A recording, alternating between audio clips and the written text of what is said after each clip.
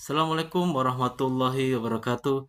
Semangat pagi, Bapak Ibu, para peserta pembekalan pelatihan metodologi, calon instruktur di bidang SPP-UR. Baik, Bapak Ibu sekalian, pasti sudah melihat video dari salah satu fasilitator kami, yaitu Bapak Oi Solihadin, contoh micro teaching mengajar 10 menit. Kali ini kami akan berbagi tentang lembar penilaian praktik mengajar. Bapak Ibu, lembar penilaian praktik mengajar ini terdiri dari 6 bagian. 2 bagian merupakan persiapan instruktur untuk mengajar, yaitu session plan-nya, dan menyiapkan peserta pelatihan untuk menerima materi pelatihan. Dan 4 bagian yang lain adalah merupakan 4 langkah mengajar yang nanti akan kita jelaskan satu persatu. Baik, Bapak Ibu, kita mulai saja ke bagian pertama, lembar rencana sesi pembelajaran. Di sini adalah sebelum Bapak Ibu mengajar pasti harus menyesuaikan dengan session plan yang sudah Bapak Ibu susun. Poin pertama, tujuan pembelajaran. Di sini adalah apakah tujuan pembelajaran Bapak Ibu sudah sesuai dengan capaian akhir ruang lingkup materi yang diajarkan. Kalau iya, nanti akan kita checklist dilakukan. Kemudian yang kedua adalah metode pembelajaran, lengkap sesuai dengan tujuan pembelajaran yang dicapai. Kemudian di nomor poin ketiga adalah media pembelajaran, termasuk alat peraga, apakah yang Bapak Ibu tulis di session plan lengkap sesuai dengan metode pembelajaran yang Bapak Ibu gunakan pada saat mengajar. Dan yang keempat, bahan pelatihan, apakah lengkap sesuai dengan tujuan pembelajaran yang akan dicapai serta metode pembelajaran yang akan digunakan. Dan yang kelima adalah 4 langkah mengajar. Bapak Ibu, 4 langkah mengajar ini meliputi 4 langkah, yaitu yang pertama adalah pendahuluan, penyajian, aplikasi, serta evaluasi. Apakah Bapak Ibu sesuai, lengkap semua dalam mengajar? Ada 4 langkah mengajar yang ada pada saat Bapak Ibu melakukan micro teaching. Kemudian, tahap kedua adalah persiapan. Seperti yang sudah kita sampaikan tadi, bahwa kita sebelum mulai mengajar, kita akan menyiapkan peserta pelatihan untuk menerima materi pelatihan. Yang pertama pasti kita persiapan ruangan. Apakah kita sudah menyiapkan pencahayaan, suhu, dan lain sebagainya. Kemudian persiapan media pembelajaran, termasuk alat peraga. Semua media pembelajaran yang telah direncanakan sudah lengkap sebelum kelas dimulai. Dan poin nomor 8, persiapan bahan pelatihan. Apakah semua bahan pelatihan yang telah direncanakan lengkap dan siap sebelum kelas dimulai. Dan nomor 9, tidak lupa persiapan mental dan fisik Bapak Ibu. Baik dari penampilan, rapi, dan tidak gugup. Itu adalah di tahap kedua, yaitu persiapan. Selanjutnya di nomor 3 kita memasuki 4 langkah mengajar.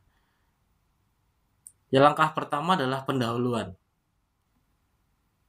Pada langkah pendahuluan ini, Bapak Ibu di poin nomor 10, perkenalan diri, penyiapan dan pengecekan kehadiran peserta.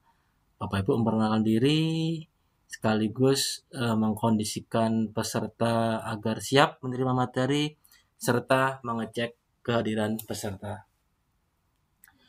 Poin nomor 11 yaitu apersepsi.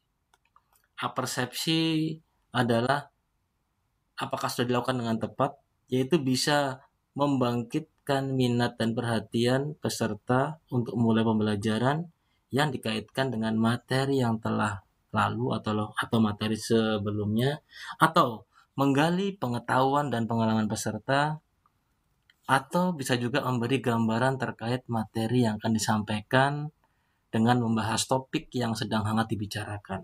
Itu persepsi. Sebelum Bapak Ibu masuk ke dalam penyampaian judul. Penyampaian judul ditulis, ditampilkan, dan disampaikan dengan tujuan dan manfaat pembelajaran disertai dengan diskusi singkat. Jadi judul bukan hanya ditampilkan di slide, tapi juga ada diskusi singkat setelah Bapak Ibu membaca judul itu. Itulah Bapak Ibu langkah yang ketiga pendahuluan atau masuk di 4 tahap sebagai langkah pertama. Kemudian langkah kedua adalah penyajian. Penyajian ini Bapak Ibu sudah mulai masuk ke dalam materi penyajian Bapak Ibu. Dalam penyajian diharapkan poin nomor 13 suara.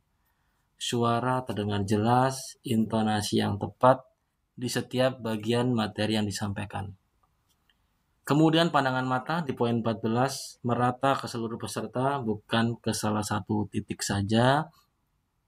Kemudian nomor 15 sikap mengajar, berwibawa, jujur, penuh perhatian, tidak melakukan gerakan yang tidak perlu.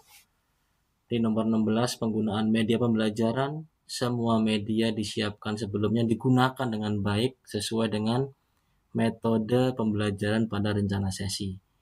Penguasaan materi sangat penting, kedalaman materi Bapak Ibu, penyajiannya jelas, mudah dimengerti, runut, serta terarah. Di poin 18, kunci-kunci pokok bahasan lengkap dan jelas. Ini sangat penting Bapak Ibu dalam mengajar atau melatih. Kita sampaikan key point apa yang menjadi kunci pokok pembelajaran kita pada saat kita mengajar. Di poin 19, ada kesempatan bertanya kepada peserta pelatihan. Memberikan kesempatan bertanya secara periodik di setiap akhir pokok bahasan. Seperti ini contohnya. Bapak Ibu, apakah bisa dimengerti materi ini? Jadi kesempatan bertanya. Silakan jika ada tidak dimengerti bisa disampaikan dan sebagainya. Nomor 20, pertanyaan untuk memulai partisipasi. Jadi bukan menawarkan kesempatan bertanya, tapi kita bertanya secara periodik kepada peserta pelatihan kita. Contohnya, Bapak Ibu, apakah Bapak Ibu memahami tentang apa arti ekspor, apakah arti dan sebagainya. Itu bisa Bapak Ibu sampaikan di sela-sela Bapak Ibu mengajar. Kemudian di nomor poin ke-21 penguasaan kelas, kita ciptakan hubungan yang baik dengan peserta serta dapat mengendalikan suasana kelas.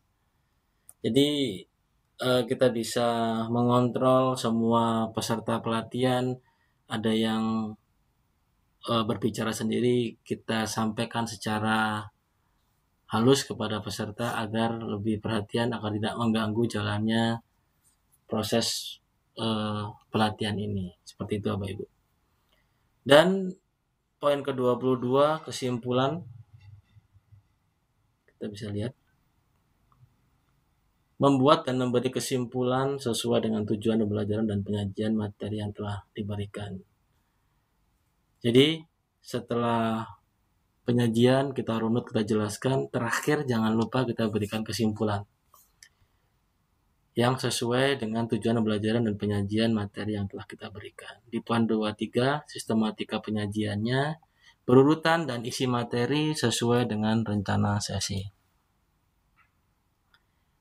Itulah Bapak Ibu di langkah kedua penyajian, masuk ke tahap 5 di langkah 3 yaitu aplikasi.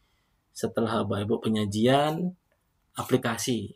Aplikasi ini adalah eh, memberikan pertanyaan, bisa memberikan penugasan. Kalau pertanyaan bersifat teori, kalau penugasan untuk bersifat praktik. Pemberian tugasnya dilakukan sesuai dengan persiapan sudah kita rencanakan di rencana sesi. Dalam tahap aplikasi ini apa yang mau kita berikan kepada peserta pelatihan. Kemudian di poin 25 ini kita lakukan sesuai dengan prosedur bertanya dengan tidak menunjuk nama terlebih dahulu pada saat memberikan pertanyaan teori. Dilakukan dengan sesuai dengan job sheet yang telah disiapkan untuk praktik. Dan juga di poin 26, pembetulan jawaban. Setelah kita berikan pertanyaan untuk teori atau praktik atau tugas untuk praktik, kita melakukan pembetulan jawaban kepada peserta dengan penguatan yang benar. 27 persaingan sehat dilakukan terhadap semua peserta secara tepat. Dan jangan lupa dalam aplikasi di poin nomor 28, kita melakukan pengecekan pemahaman peserta terhadap materi yang telah diajarkan. Bisa dengan pertanyaan, Bapak Ibu, apakah sudah dimengerti semua apa yang sudah kita sampaikan dan sebagainya.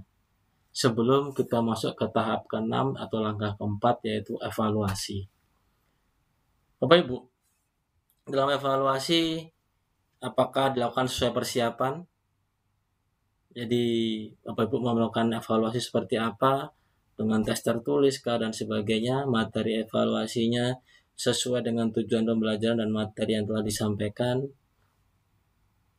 dan syarat tesnya memenuhi prinsip penyusunan materi evaluasi, valid, reliable, fair, transparan, dan autentik, serta kaidah penulisan materi tes yang bisa Bapak Ibu lihat di cara menyusun materi tes. Itulah Bapak Ibu sharing dari kami tentang checklist lembar penilaian praktik mengajar. Ada 6 tahapan, 2 untuk tahap persiapan. Yang pertama, saya ulangi lagi, kita menilai lembar rencana sesi pembelajaran Bapak Ibu, session plan yang sudah Ibu susun. Dan yang kedua, persiapan Bapak Ibu sebelum mengajar, baik persiapan ruangan, persiapan bahan pelatihan maupun persiapan pengajar itu sendiri. Dan ada 4 tahap berikutnya, yaitu kita menilai 4 langkah mengajar, yaitu ada pendahuluannya seperti apa, penyajiannya, kemudian aplikasi, kemudian evaluasi. Apakah 4 tahap mengajar ini sudah Bapak Ibu lakukan dengan baik dan sesuai yang ada pada rencana pembelajaran atau session plan yang Bapak Ibu susun. Baik, mungkin itu saja Bapak Ibu sharing kami tentang lembar penilaian praktik mengajar. Semoga Bapak Ibu bisa memahami apa yang akan kita nilai pada saat Bapak Ibu melakukan micro teaching. Baik Bapak Ibu, selamat dan sukses dalam praktik mengajar. Terima kasih.